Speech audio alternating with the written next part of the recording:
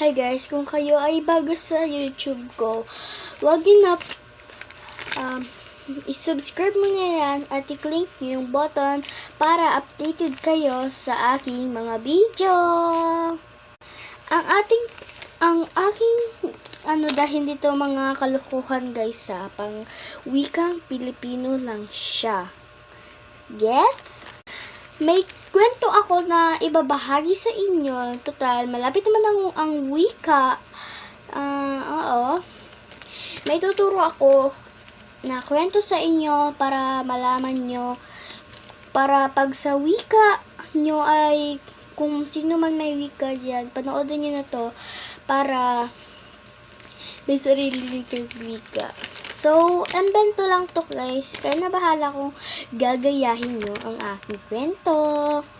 Simulan na natin to. Wag na pakimpot-kimpot. Wag nang wala nang pakimpot-kimpot pa.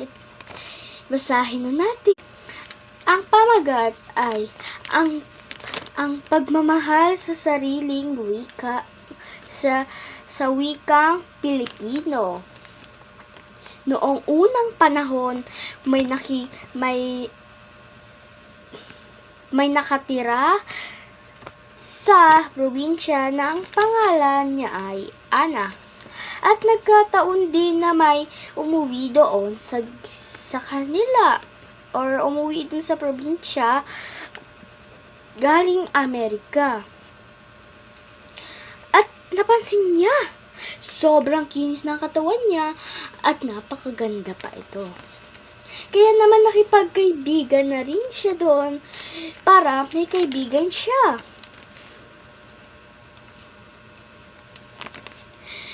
At tinanong niya ang kanyang pangalan. Ang sabi ni Ana, Ano ang iyong pangalan? Wika ni Ana. Sabi naman ni Emma, ang aking pangalan ay Emma. Wika naman din ni Emma. May mabuting puso ang dalawang magkaibigan. At meron din silang pusong Pilipino. Ayan po guys.